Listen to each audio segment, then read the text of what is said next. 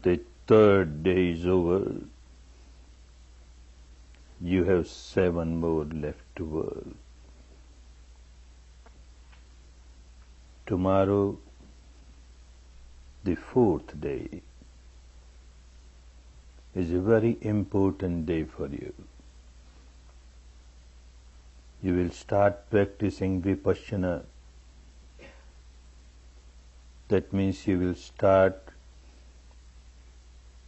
entering the field of Panya, wisdom, insight. Whatever you practiced for these 3 days was a very important prerequisite for your work tomorrow. The actual work starts tomorrow. These 3 days you were preparing yourself to start the actual work of Vipassana meditation.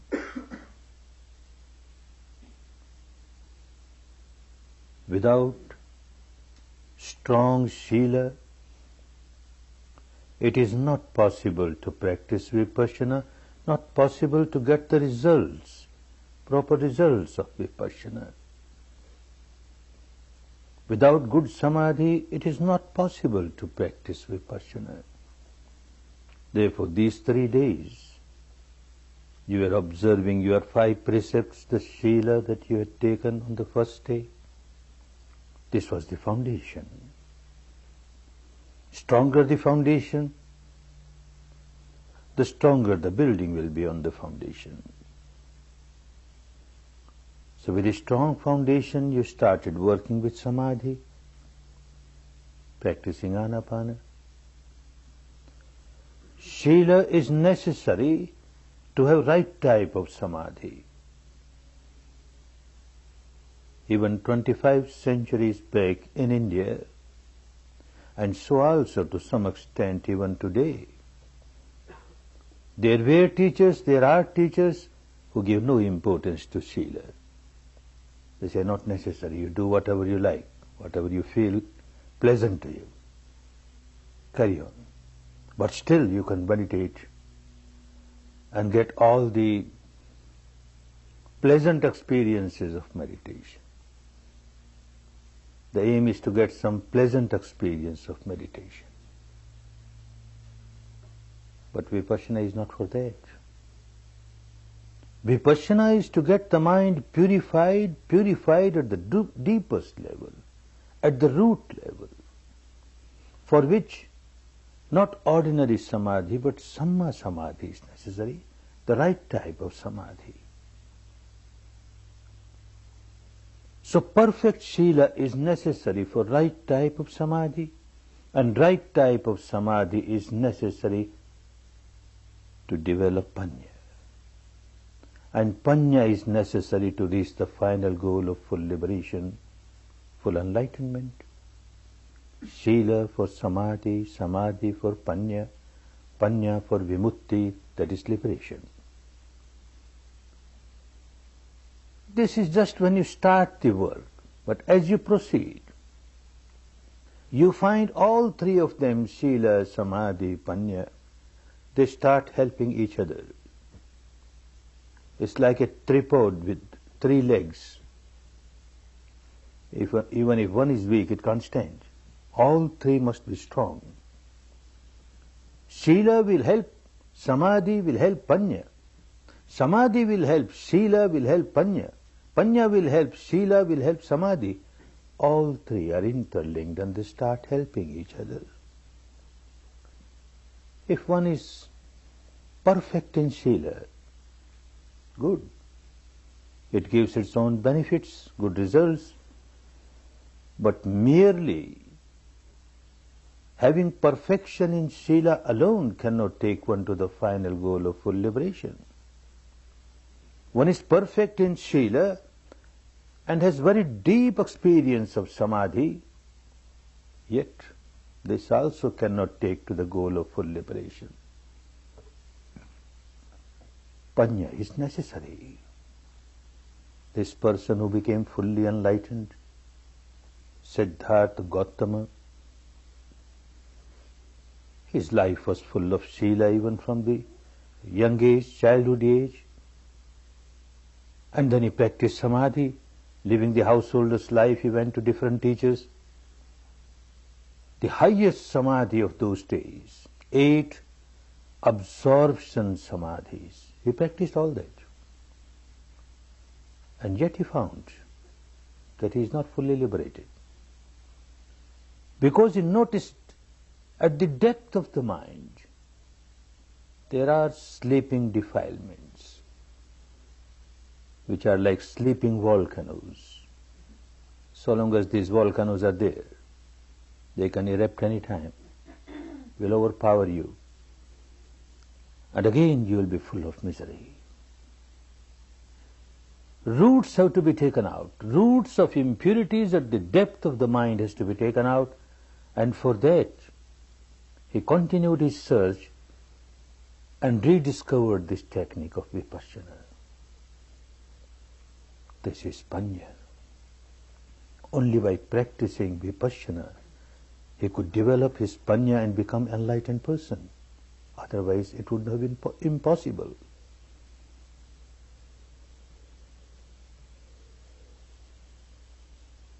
Vipassana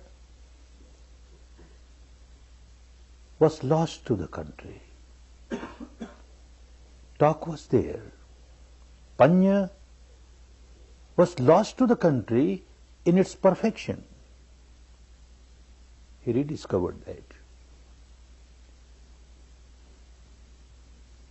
3 parts of Dhamma, the Eightfold Noble Path in Sila, which was there. 3 parts of Samadhi, the Eightfold Path, were there. Now another 2 parts which come under Panya, that is Samma Sankappo, Samma Ditti, Samma Sankappo, right type of thoughts. When someone comes to a course like this, initially, at the surface level of the mind,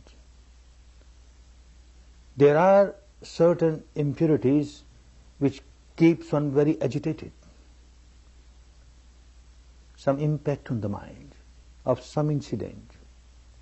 And then one starts observing the respiration, the thoughts become very predominant, and many a times the thoughts are full of defilements.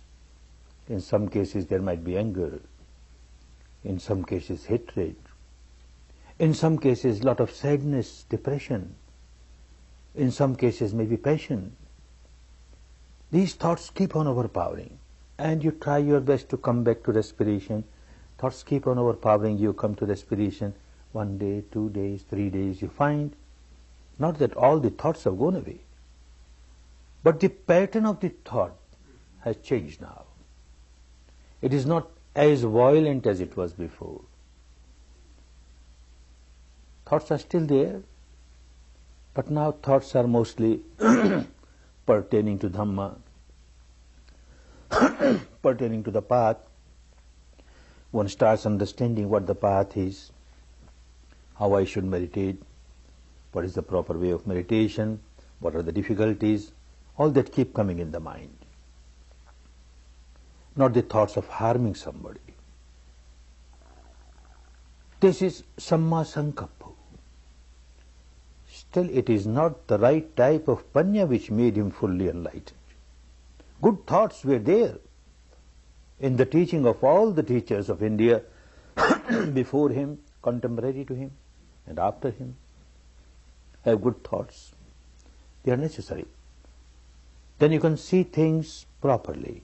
And that is Samma Ditti, a right understanding, a right view. You can see things properly as they are. Like the sun is covered with very dark clouds, black thick clouds, and you don't see the light. It's all darkness. Some layers of these clouds go away. Clouds are still there, but they are not so thick, not so dark. They are thin. Light, you start seeing light, although all have not gone away. That is necessary. This type of samma sankappa thoughts are still there. You have not reached the stage where the mind has become free from thinking, free from thought. It is there. But it is not that disturbance which won't allow you to take the next step. And the next step is samma ditthi, the right understanding of the reality as it is. And this is the real panya. Well, there are 3 stages of panya, wisdom. Progressively, one moves towards the panya which will liberate. 3 types of panya in the language of those days. It was called Suttamaya panya, the next Chintamaya panya, and the third Bhavanamaya panya, Suttamaya panya. You heard something, you read something, wisdom of somebody else. A wise person, an enlightened person, a saintly person speaks words of Dhamma. They come in scriptures. You listen directly from this person, or you read scriptures, and you accept it. You accept it most of the time because you have got great faith and devotion in this person, or you have got great faith and devotion in the scripture, particular scripture, and you accept it. Good. Very helpful. Those who have never heard anything about Dhamma, those who have never heard anything about the truth, may remain confused the whole life. At least one has heard about Dhamma, has listened to Dhamma, listened to the right things, correct things. But this is not enough.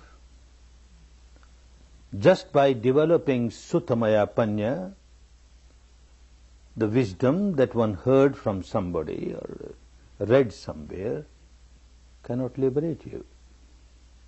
It is very good in the sense that it will give you inspiration, it will give you guidance to take the next step. And the next step is Chintamaya panya, which means understanding the truth, developing the wisdom at the intellectual level. Human being is a rational being. He is not supposed to accept things blindly. He must use his intellect, have reasoning. Whatever I have heard, whatever I have read, is it logical? Is it pragmatic? Shall I accept it? At the intellectual level, one tries to understand it, and one finds at the intellectual level, yes, it is quite logical, quite scientific, quite acceptable, and one accepts it. The second step of panya, very important step. Very helpful in the sense, again, you get inspiration and you get a direction to move towards the third step, which is Bhavanamaya panya. Bhava is to happen, to live. Your own wisdom, now you experience, direct experience, you have lived that wisdom, and this alone will liberate you. The first 2 will be helpful to you, but they cannot liberate. The first 2 were there in India at that time. The discovery of Buddha was this third, experience it. They were all the talks there. They were teachers who will say, keep yourself away from craving, keep yourself away from aversion, all these sense objects, illusionary, delusionary, and you keep on getting attached to them. You generate misery for yourself. Come out of this attachment, become detached, and you come out of misery. All those teachings were there. But how to come out? Unless one has developed Bhavanamaya panya, the wisdom, with direct experience, this starts helping one to come out of the misery. First and the second can be very helpful, can be very harmful also. Many a times they become very harmful. Like Sutmaya Panya, someone is born in a particular family, brought up in a particular society, having faith in a particular tradition, particular scripture, belief. From the young age one gets the mind conditioned with all those acceptances, all those philosophies, beliefs, dogmas.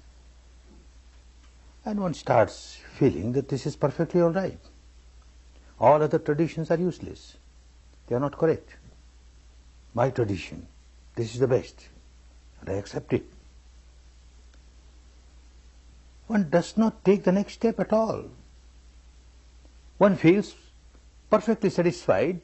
I have accepted the truth that our scripture says, the truth that our saints have said, the truth that the founder of our religion has said. It is wonderful. That becomes a great barrier, a bondage. Such person will never use the intellect, will never try to reason what is being taught. Far away. To develop one's own ability to experience it is far away. Becomes a big bondage. If someone who is convinced with the Sutamaya Panya and yet, being a human being, a human species, wants to reason out things, and he starts reasoning, is it true? Is it correct? Is it acceptable? Is it pragmatic? Then the elders get worried. The elders of the family, the elders of the society, the elders of this particular community, they don't like it. They say, oh, you don't have belief. You don't have faith in our scriptures. You don't have faith in the founder of our religion. If you doubt, then you know what the result will be. After death, you will go to hell.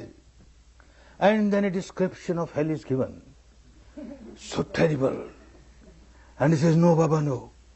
I don't like to go to that hell. I accept reasonable or unreasonable, pragmatic or non-pragmatic, anything, I accept. I don't want to go to hell. So poor fellow, he accepts it out of fear. Same very elders, they got another way. And they will say, look, if you accept whatever is written in our scriptures, whatever our tradition says, our philosophy says, if you accept it, then you know what will happen. After death, you will get heaven. And then a wonderful description of heaven.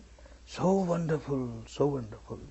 You will enjoy all the sensual pleasures there, celestial pleasures, so wonderful, which you can't get in this world. The mouth starts watering. Wonderful.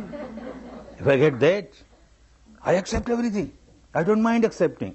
By accepting, if I get that heaven, I'm the first person to accept. You accept it. So you accept it either out of blind faith, or you accept out of fear, or you accept out of greed. You are just accepting. You are not using your grey matter to understand what it is. And somebody has taken the next step. That also can become a big bondage.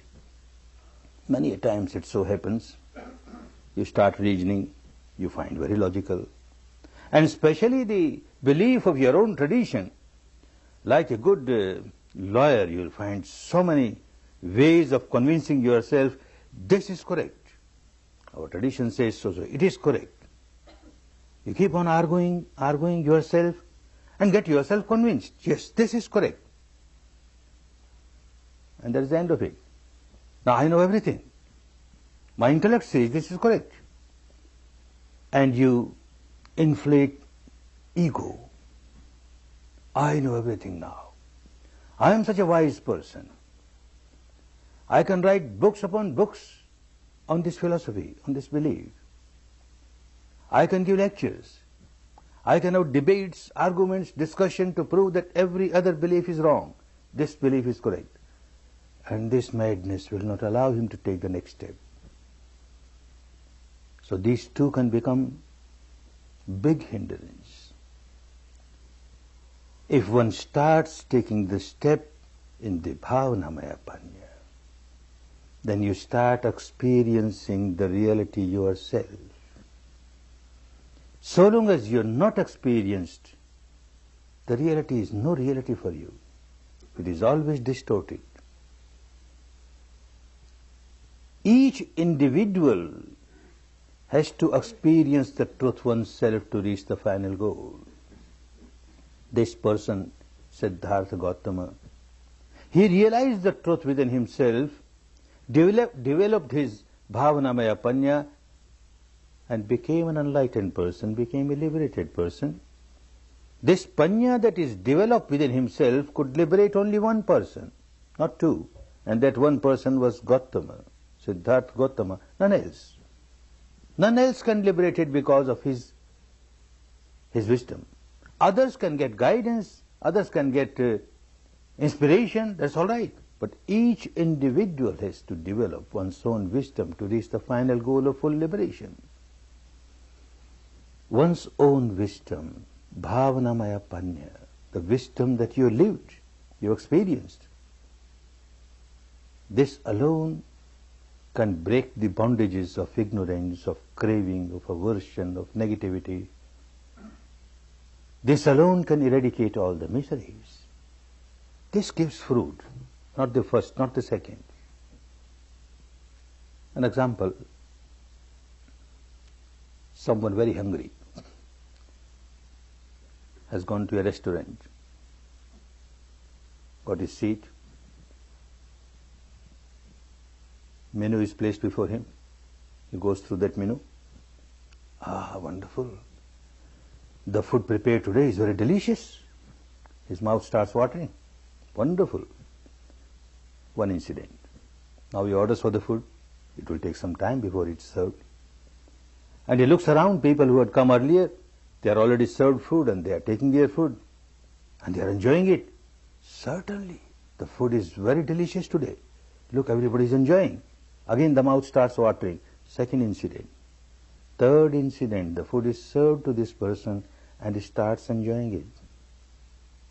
The first was Sutmaya Panya, that menu card only he had read.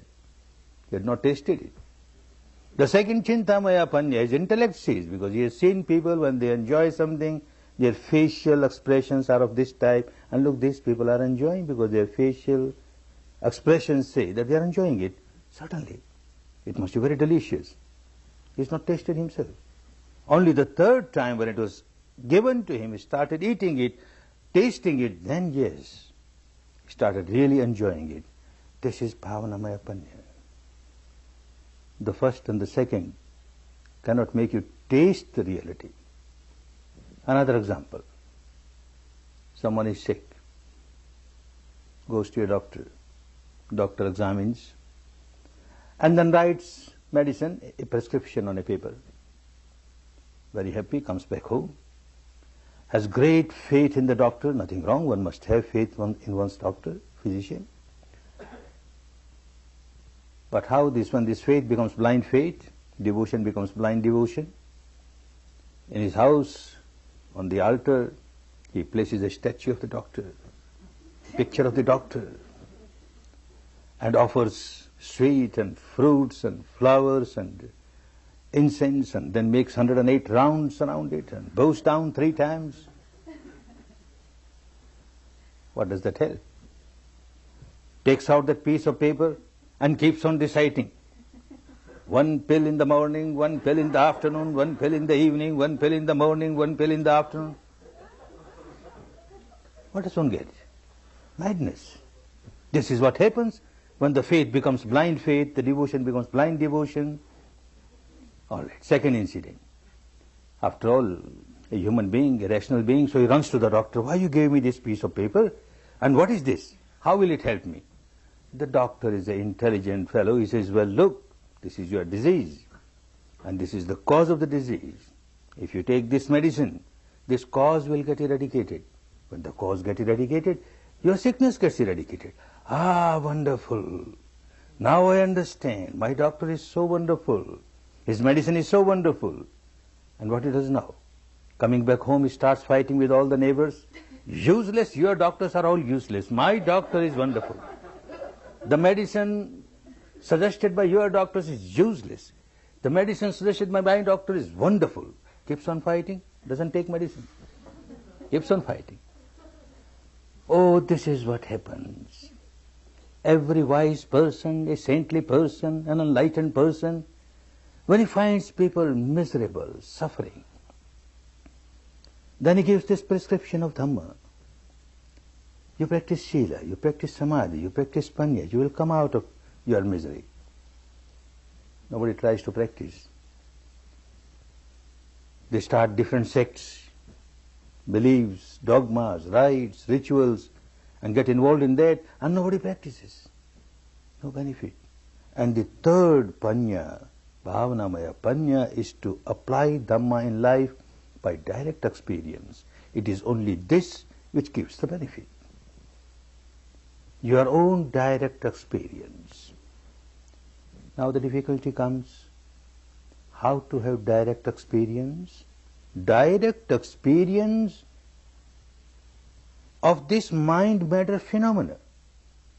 How a constant interaction is going on, and because of that, how the negativity gets originated, and then it starts multiplying, starts overpowering you, and how with the understanding of that you can stop the arising of this negativity. Even if it has arisen, you won't allow it to multiply and overpower you. All that has to be experienced. And that is all that is happening at the depth of the mind. You must develop a faculty, an ability, capability to experience it. These 3 days, this is what you were doing. Unless you have that capability, that faculty, you can't practice Vipassana. Not possible. Like if you don't have your eye faculty, you can't see anything. If you don't have your ear sense faculty, you can't hear anything. Similarly, this mind faculty which takes you to the depth of the mind and matter interaction, unless you have this faculty, you can't. An example. 2 friends, young boys, very poor, live the life of beggar. They go around and beg food. One of them is blind, birth blind. One day it so happened that this friend who was blind, birth blind, he had very high fever. So the other friend said, all right, you stay here. I will go around and beg food, and then we shall eat together. He went. And it so happened that day, a housewife felt very compassionate, and she offered a very sweet dish. In our country we call it kheer, a pudding prepared from milk and rice and dry fruits and sweet, etc. This was offered. He was very happy. He enjoyed it. But this is liquid, and he has no container to take for his friend. So he could not bring to the friend. Came back and very honestly told him, today in the begging I got this kheer, so delicious. But sorry, I could not bring for you. I had no container. All right, you didn't bring. But tell me, what is this kheer? You don't know what is kheer? I don't know what is kheer. Oh, it is white. Because made of milk, so white. White. Hey, what is white? You don't know what is white? I don't know what is white. It's not black. But what is black? You don't know white, you don't know black. What sort of person you are? I don't know what's white, what's black. Birth blind. How can I know what's white, what's black? He was looking here and there, and he saw one white duck, caught hold of it, and brought, look, white like this duck. White like this duck? There is no eyes, how can he see what is white and what is this duck?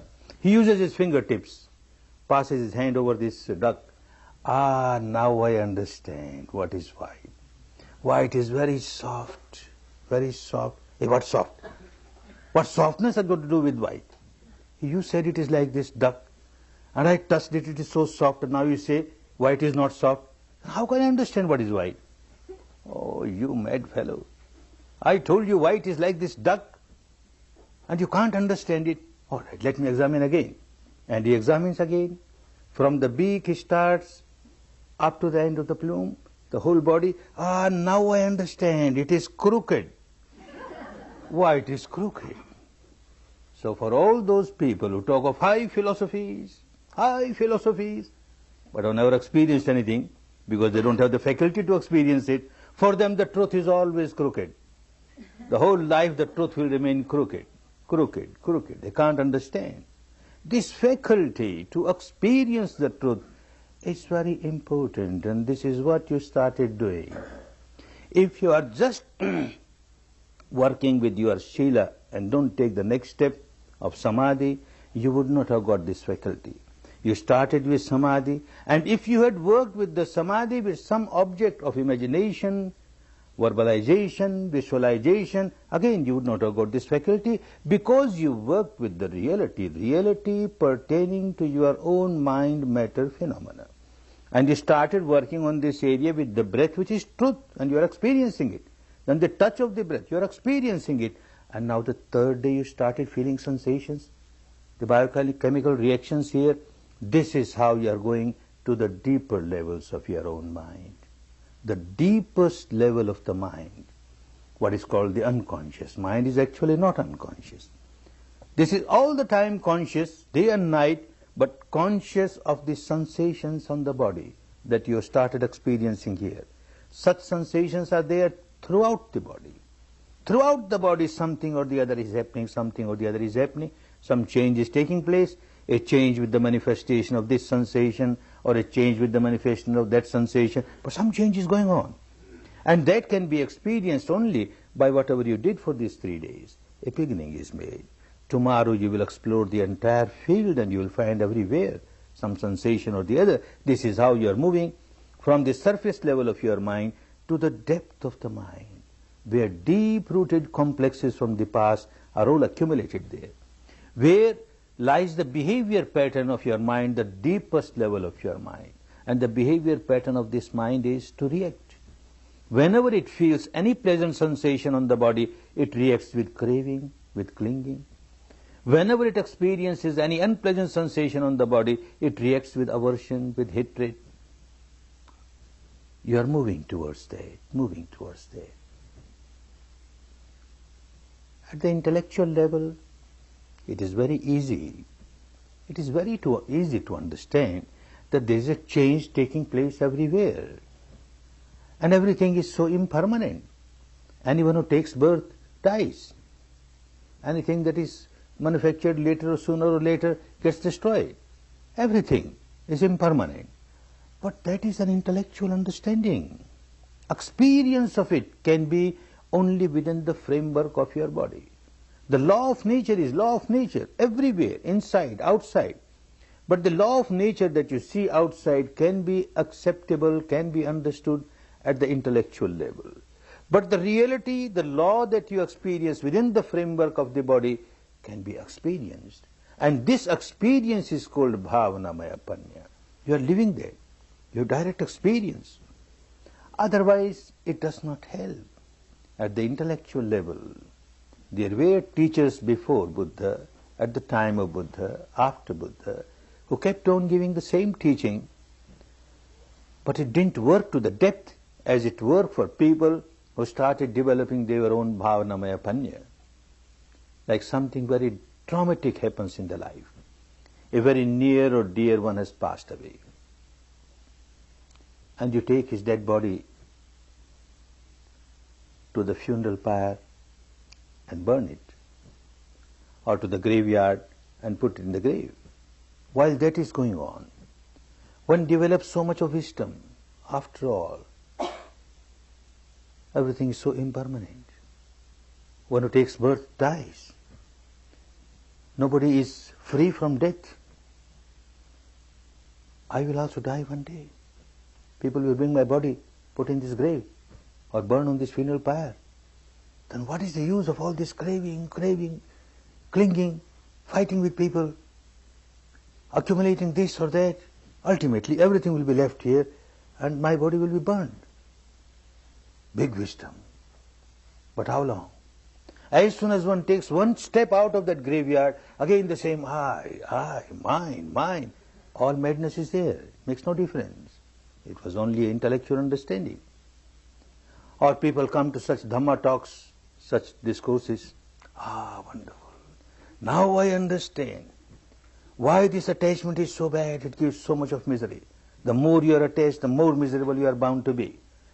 Misery, misery. This I is a big misery. Mine is a big misery, big misery. At the end of the discourse, when you go out of the hall, hey, where are my shoes? Who's taken away? My slippers I purchased only today. New ones, what happened? Start crying, mine. Makes no difference. It's all intellectual. Doesn't have. One has to experience. And it is so difficult to experience, so easy to understand at the intellectual level, so easy to accept it at the devotional level, so difficult to experience, because unless you have that faculty to experience, you can't. There is so much of illusion, so much of delusion. At the apparent level, something appears to be so, seems to be so. Actual level is totally different. Like night time, you go to bed, you lit a lamp or a candle, you go to sleep, next day morning you get up, and you see the candle, the light of the candle, the light of the lamp, and you are under the impression the same candle, the same light. Where the same candle, where the same light? Every moment, a flame arises and passes away, another takes its place and passes away, another takes its place and passes away. There is no interval. Continuously. And that gives the impression, the same flame, the same light, the same flame, the same light. A big illusion. This electric bulb, I pointed towards it twice. One remains under the impression, the same light, the same light. Where the same light? If it was the same light, then why at the end of the month this electric company sends me a bill? You consume so many units, so many dollars, what for? My light I purchased in the market, my switch, and you on it, I get my light. Who are you? What for you want money? He is quite correct. He is generating their electricity. It comes through the wires, gets consumed, new takes its place with such great rapidity. The old one passes away, the new takes its place, the old one passes away with such great rapidity, it gives the impression the same, the same. Another example. You cross the river. Morning you crossed the river, went to the other bank of the river, whole day you worked there, and then again you took the boat and came on this side of the river. You are under the impression, I have crossed the same river. Where the same river?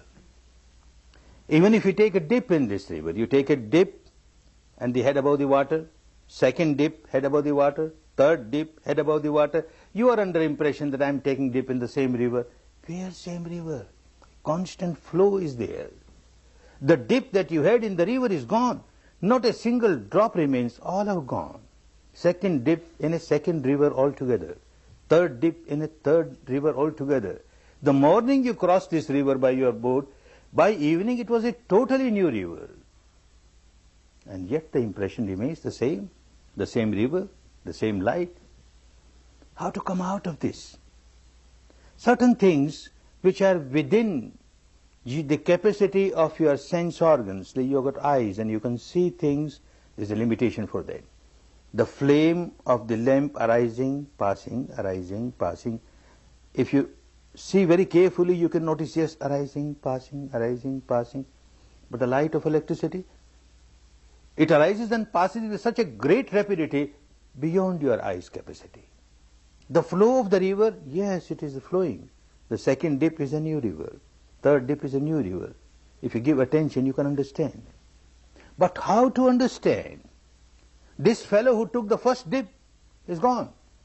Second dip is taken by altogether a new person. Third dip is taken by altogether a new person. How to understand that? You don't have that faculty to experience it. If one has not practiced VIPASSANA, then this Goenka, who started talking about half an hour ago, will remain under the impression, the same Goenka. I am the same Goenka. The same Goenka was yesterday. The same Goenka was 1 year ago, or 10 years ago, 50 years ago, 60 years ago, 67 years ago, same Goenka. Yes, same Goenka. Every moment this Goenka is dying, another Goenka is taking birth. Every moment this Goenka is dying, another Goenka taking birth. The entire physical structure made of these subatomic particles, arising, passing, with such great rapidity, such great rapidity. This speed creates illusion, delusion, confusion. One cannot understand the reality. Even if one accepts the reality at the intellectual level, because the scientists have said so, the entire material world, there is no solidity, it's only wavelets, wavelets, wavelets. The modern scientist says so. Well, an enlightened person like a Buddha has said so. There is no solidity anywhere, just wavelets, entire universe, mind and matter, nothing but wavelets, vibration, vibration. Because you have got faith in them and you accept, that doesn't help. You have to experience yourself. And this is what was done by him to reach the final goal of full liberation. And that is what everyone has to do to understand the real change taking place. Every moment changing, changing, changing. With great rapidity, changing. A child is born. You see the child, beautiful, tender. You see the child after 10 years, a big change has come. And you see with the interval of 20 years, big change, 30, 40, 60, 80 years, unbelievable. The same child, how he became like this. And how he became like this. Not that at the end of every 10 years, he went to bed and some God Almighty passed a magic wand over his body and he got a changed person. Nothing doing. Every moment change is taking place, every moment changing, changing, changing, decaying, decaying, growing, decaying, growing, decaying. This is the law of nature. This law of nature, if one accepts at the intellectual level or at the devotional level, does not help at all. It is just an intellectual pleasure, intellectual entertainment, or a devotional pleasure, a devotional entertainment. It won't help. But at the actual level, when one starts experiencing it, it makes such a big difference, such a big difference. And this is what he did. What you have started doing is just a very tiny step. It's a long path.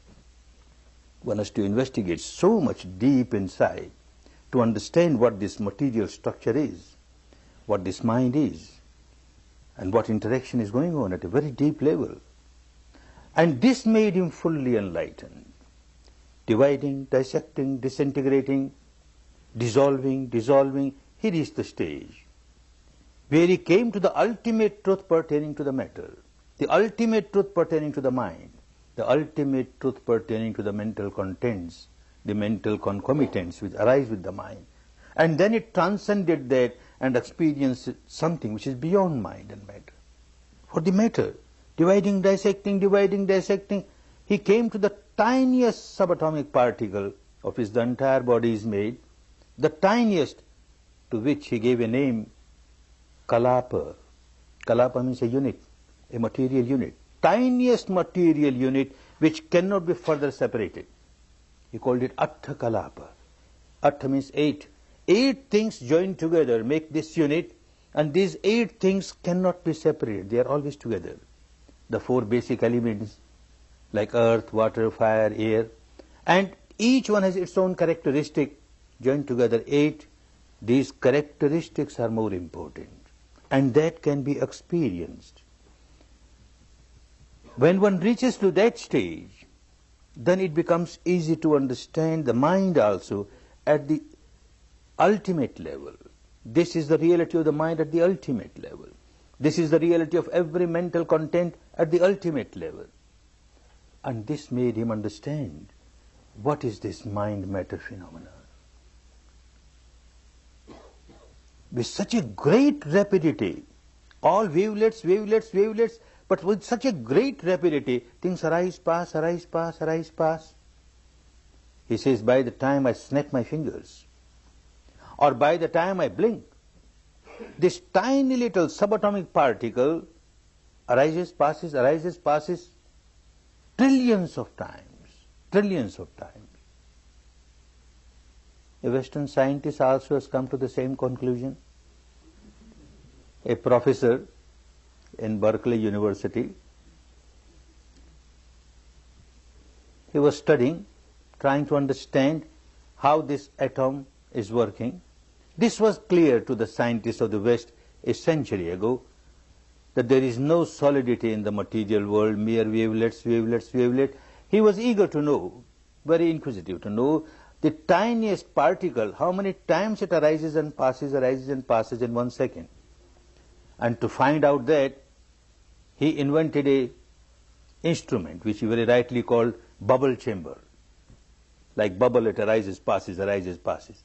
And with the help of this bubble chamber, he could find out and then announce that this tiniest atom, it arises and passes in 1 second, 22 zeros after 1. 22 zeros after 1. And here another scientist in the East says that by the time I snap my fingers or blink my eyes, trillions of times it arises and passes, arises and passes. They came to the same conclusion. And yet what a great difference. What a great difference. Quite a few students from this part of the world, California, Berkeley, they came to India, took courses when they heard about this professor, and he's a very renowned professor. He passed away recently, and he got Nobel Prize, and Nobel Prize is not given to any Tom, Dick and Harry. Somebody must have invented something which people didn't know. So he was a very famous man.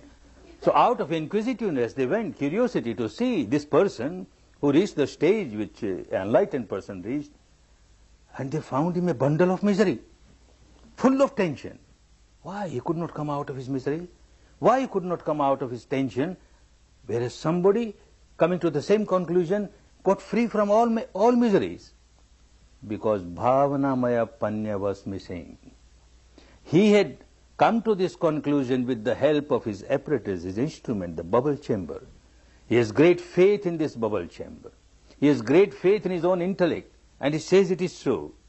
But this person is not using any scientific instrument or apparatus, only his experience, direct experience, and this makes all the difference.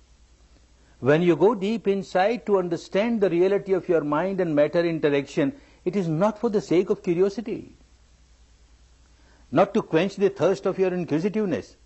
It is, the purpose of it is to come out of the ignorance and see how, out of ignorance, you keep on generating impurity after impurity, defilement after defilement, negativity after negativity, and you become a bundle of misery. To change that habit pattern, one has to go deep inside, and experience the truth. The first truth which one starts experiencing is the truth of change. Every moment a change is taking place. The entire mind-matter phenomena, constantly changing. And that is understood at the experiential level. Everything is changing.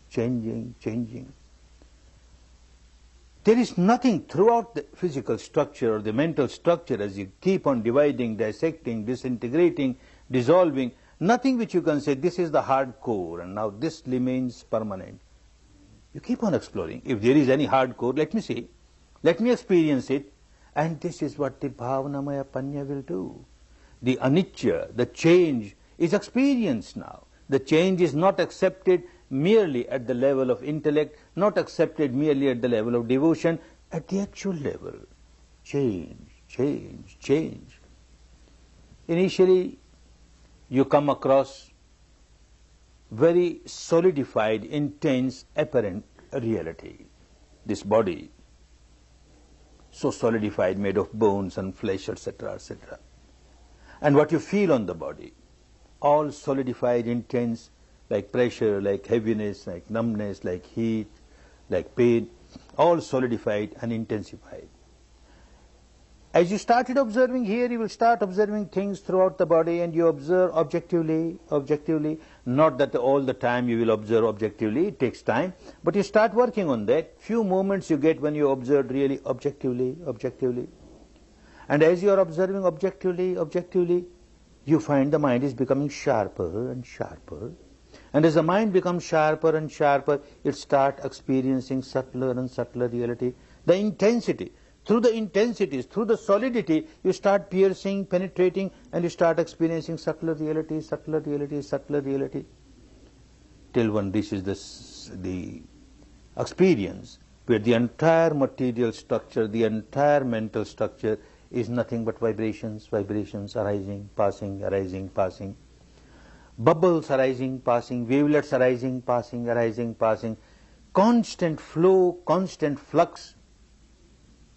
Then you are experiencing the truth of impermanence. It is not merely an intellectual game.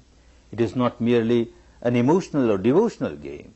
It's the actual experience of the truth, that what you experience within the framework of the body is a constant flux, a constant flow, every moment changing. Then the madness goes away. Madness of what? Madness of attachment towards this physical structure. Madness of attachments towards this mental structure, the combination of the two. Something which is so ephemeral. What purpose will be served by developing craving towards it, developing aversion towards it, and one learns how to observe. Observe equanimously. Old habit pattern was to react.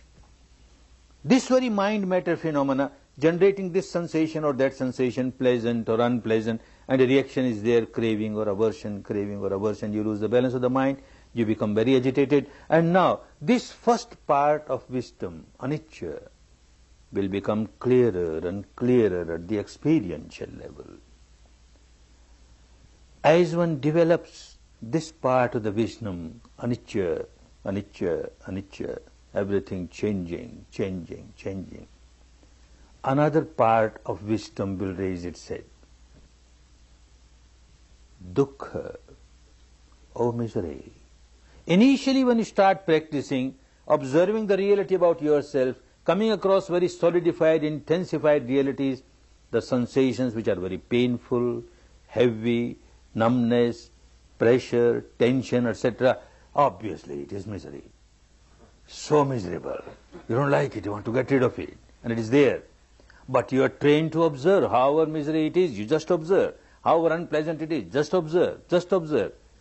And people reach the stage, sometimes on the 7th day, or 8th day, or 9th day, or 10th day, or maybe in 2 courses or 3 courses, they reach a stage where all the solidity gets dissolved, and there is a very free flow of subtle vibrations throughout the body, energy flowing throughout the body, and it looks so pleasant, so pleasant. Ah, wonderful. This is bliss. This is ecstasy. I was looking for it. Now I got my goal. And you develop so much of attachment to it. Ah, I got it. Without understanding this is equally impermanent, changing. Morning you had a wonderful experience of a flow of energy throughout the body. And afternoon it changed. And you again have pains and heaviness and numbness. And you come to your teacher or your assistant teacher and say, oh, wonderful, morning meditation was so wonderful, and now it is so bad. You become so miserable because you developed attachment to something which was so impermanent. Then it becomes so clear that not only unpleasant sensations are misery, the pleasant sensations are also misery, because there is a tendency of your developing attachment to it. And every attachment is synonymous to misery. You are bound to feel miserable because whatever you are attached to is not permanent, is impermanent, bound to change sooner or later. This becomes clearer and clearer. The dukkha, not the dukkha of the pains, etc., but the dukkha of even pleasant sensations in your body. The third part of panya will raise its head. It will become so clear, anatta. No I, no mine. It appears to be so. There is an I in me. It appears to be so. This is mine.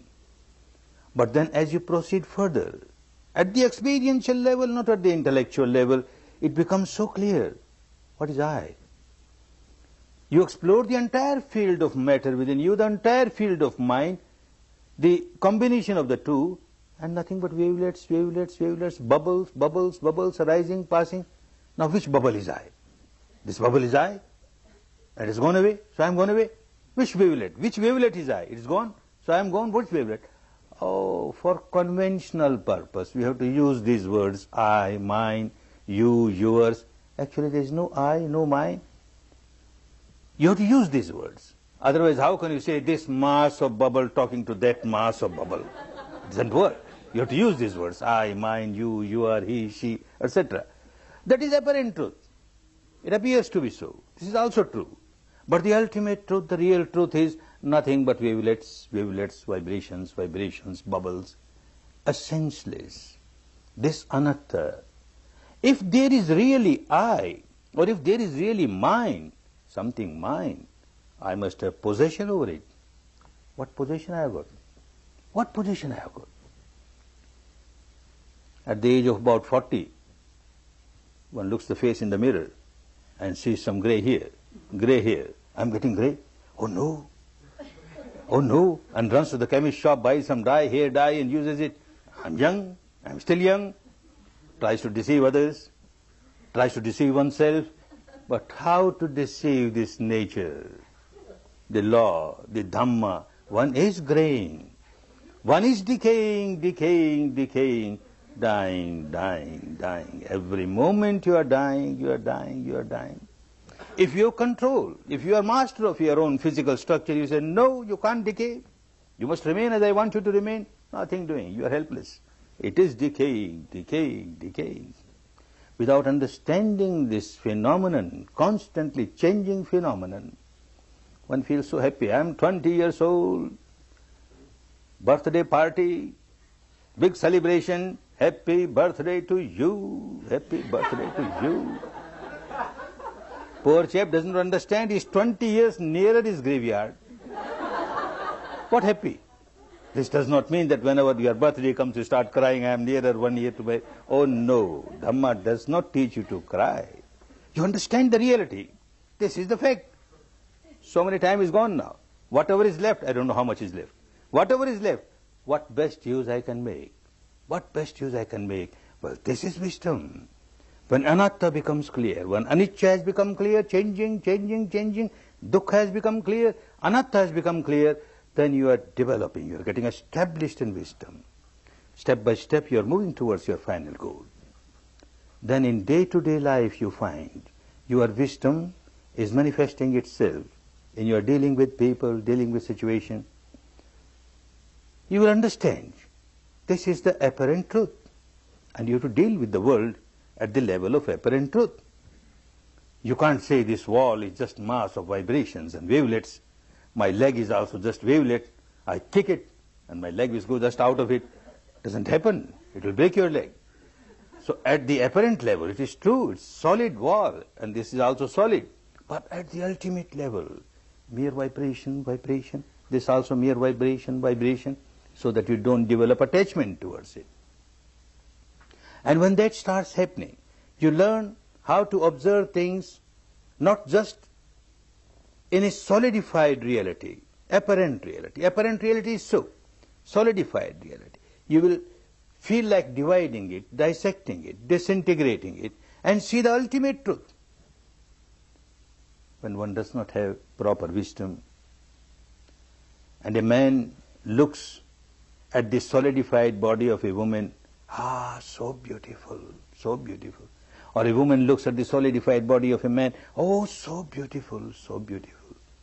When you develop in Dhamma, you will try to understand what beautiful. Let me see. Let me divide, dissect, disintegrate, and see what's beautiful. You start from the top of the head. These hairs, beautiful. Blonde hair, or brunette hair, or silken hair, or dark hair, or this hair or that hair. One hair has come out. What beauty! You feel like throwing it away. Poor girl, as she was preparing breakfast, a part of this grass fell in the breakfast. And he offered to the hubby. And the hubby found out, hair, oh, dirty hair, you spoiled my breakfast. What dirty hair? Whole evening, whole night you are praising beautiful hair. Now it has come with your food. Eat it. Why shout? It was beautiful only when it was integrated. When it remained integrated, it was beautiful. The moment got disintegrated, you know no beauty. What else beautiful? Move further. You come to the teeth. Ah, wonderful, so beautiful. Rows of pearls, pearls. One tooth has come out, broken. A pearl has come out. A valuable pearl. Keep it in the safe, in the treasury. Throw it away, a piece of bone. It's a piece of bone the moment it gets disintegrated. When it is integrated, it is a pearl, valuable pearl, a row of pearl. And what else as you move further? Oh, these nails, so beautiful nails. And so well nail polished. To suit the color of the skin or to suit the color of the gown or the sari, so beautiful, so beautiful. And the same story, poor girl, she was clipping her nails and some part of these nails fell in the food. And the husband saw, nails, dirty nails. What dirty nails? Beautiful nails, beautiful nail polished, and your food is so beautiful, joined together, doubly beautiful. Eat it. What beautiful? What is beautiful? A student comes to me and says, in the West, you know what we say is beautiful. Tell me what is beautiful. Please don't talk about these things. In the West we say beauty is 1/16th of an inch deep. This skin looks so glossy, so smooth. This is beauty. Is it? Take a razor, peel little bit of it, and see what beautiful. You feel like throwing it away, you can't keep it. What beautiful? Is there anything beautiful inside? If there was anything beautiful, it should come out through this hole or that hole. From which hole, what beauty comes out? What beauty comes out? The nature is really very kind to us. Otherwise, if whatever is inside, it was outside, and whatever is outside, it was inside, what would have been our condition? Fighting with the crows, the eagles, the vultures, the dogs, life would have been horrible. What is beautiful? This does not mean that Dhamma will teach you that you start hating people. Oh, you not beautiful, you are ugly, you are mass of bubble. I am also mass of bubble. Dhamma will not teach hatred. As you go deeper and deeper in understanding, develop your panya, mind becomes purer and purer, and pure mind is full of love, infinite love, full of compassion, infinite compassion, full of joy, sympathetic joy, infinite sympathetic joy, and infinite equanimity, balance. You can't hate anybody. Mere love, goodwill, compassion, love, goodwill. The path takes us to that stage where we come out of our misery, we come out of our defilements and live a real liberated life, an enlightened life, a good life, good for us and good for others, for which each individual has to work. Good that you have come here to work, you made a proper preparation these 3 days, and tomorrow you will be entering the field of Panya, starting Vipassana. But understand, when you start Vipassana, don't expect that as soon as you start observing the reality, you will see trillions of subatomic particles arising and passing. Oh no. Initially you will have all these pains and pressures and heaviness, and slowly they will get disintegrated. You will feel a flow of energy, but don't expect anything. Let it happen as it happens, from moment to moment, Just accept the reality from moment to moment, and leave it to nature. Leave it to Dhamma. You just accept whatever crops up at this moment within the framework of your body, free from all imaginations, free from all verbalization, free from all visualizations, the reality as it is pertaining to your mind matter phenomena. And certainly this technique will help you and take you to the final goal. Make best use of the time. The wonderful time. You're given 10 days of your life. You must get best result of these 10 days, and you will get best results. Work diligently. Work ardently. Work patiently and persistently. And come out of all your bondages, all your miseries, to enjoy real peace, real harmony, real happiness, Bhavatu sarva mangalam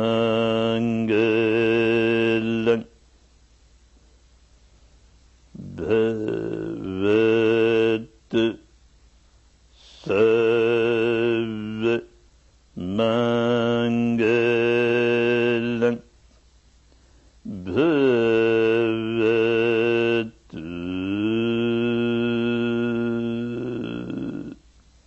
Sarva Mangalam.